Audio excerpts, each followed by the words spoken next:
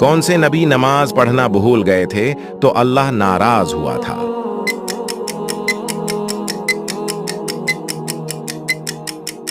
جواب: حضرت سلیمان علیہ السلام۔ دوسرا سوال: حضرت محمد صلی اللہ علیہ وسلم کے پردادا کا نام کیا تھا؟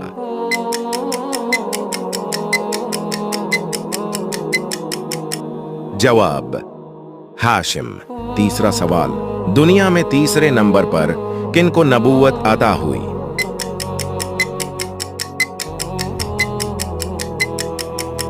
جواب: حضرت ادریس علیہ السلام کو۔ چوتھا سوال: حضور صلی اللہ علیہ وسلم نے کس آخری غزوہ میں حصہ لیا تھا؟